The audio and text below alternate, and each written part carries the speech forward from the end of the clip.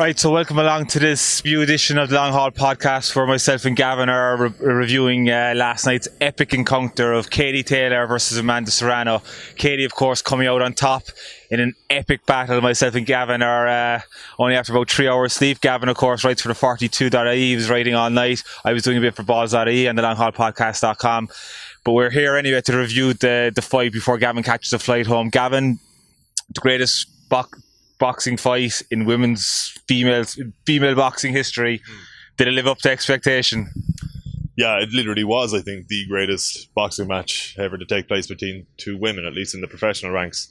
And Taylor mentioned in the presser afterwards, Mike, that she felt as though it exceeded the billing that they had given it. And like, bearing in mind they were trying to sell a fight for months in advance of it, you can sometimes question the legitimacy of like how big an event actually is.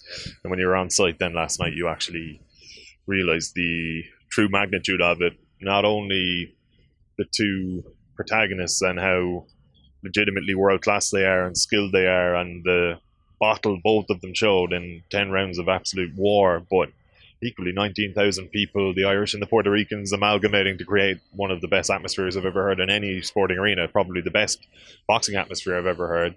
And yeah, it was a special night, wasn't it? Like, I feel privileged to be there, and sometimes when you're covering these events, and I'm lucky enough to do it and I don't take it for granted, it still feels like nothing at times, because if you do it regularly the novelty wears off. But last night was one where I was actually like, wow, like I will be able to tell people in 40, 50 years time hopefully that I was there that night. And I genuinely think it is an Irish sporting moment that belongs in the pantheon of the very best of them. Yeah, absolutely. Eddie Hearn said it was one of the greatest fights ever in Madison Square Garden. Of course, we've Ali Fraser in the fight of the century 1971, so it was right up there. And like, go through with us why it was such an epic, grueling, attritional battle where, luckily for us Irish, Katie came out on top. She looked like Serrano started well, you could say, on the front foot, and Katie, of course, got caught in the fifth. But walk us through the couple of rounds. I think why it became such a good fight is because Katie Taylor is actually nuts. Like, I think she's a lunatic, you know? You wouldn't think it speaking to her outside of the ring, but I actually think she's a bit of a sicko. The way she opts for almost the nuclear option in some of these battles where she's getting it put on her, and rather than doing what most people would believe to be the smart thing and trying to get out of dodge or tying her opponent up or just being a little bit cute, she almost lets her pride get in the way, often to a fault. And it provided this spectacular show then as a result last night. As you mentioned in that fifth round, I mean, that's the round to, or one of the rounds to, that was easiest to break down, insofar as I would have scored it actually a 10-8 round for Serrano, such was her dominance in it. Beat Taylor from pillar to post. It was uncomfortable viewing. I think a lot of Irish people around the arena were panicking. The Puerto Ricans were going absolutely mad. They smelled blood.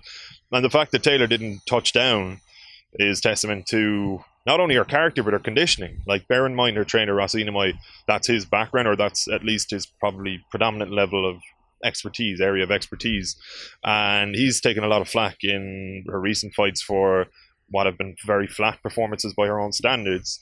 And last night, any other fighter in the world would have been buckled by what Amanda Serrano dished out to Katie Taylor in the fifth round. Not only was Taylor not buckled by it, but she actually warred her way back into it and took control of the fight as far as I saw it down the stretch, and that's the way most people at ringside saw it as well.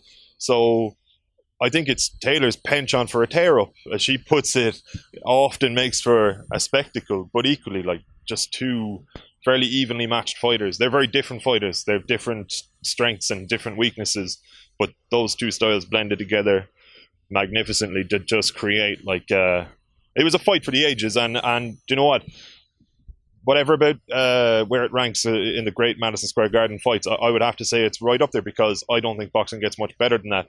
But one thing I'll say from the point of view of an Irish sports fan and somebody who admires Katie Taylor objectively, like, that was the stand of a great champion, a truly great sporting champion, not just a boxing champion, but like, that's what separates her from the rest of the world. That's why she has become the athlete that she's become.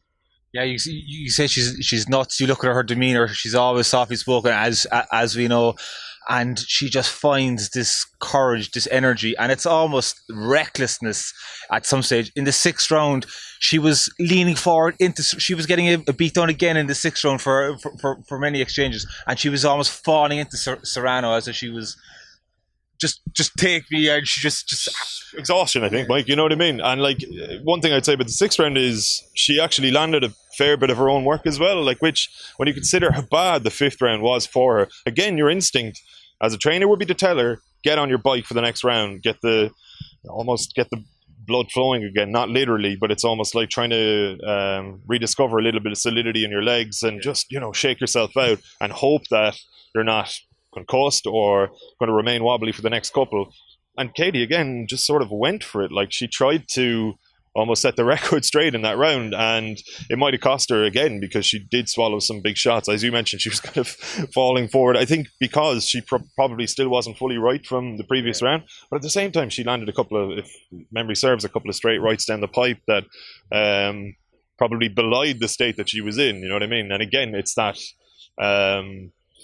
that sort of I don't know. It's an unquantifiable trait that she has, like this. You can call it character or whatever, but it's like a champion spirit. Like, it's something that very few people have, and she's clearly had since she was about 15 years of age.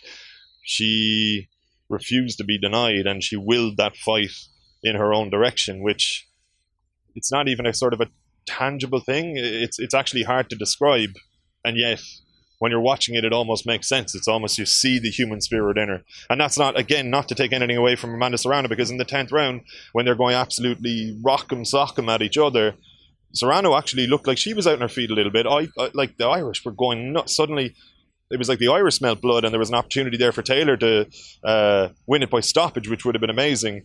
But Serrano, out of nowhere, then comes back and just swings for the fences, almost in self-defense.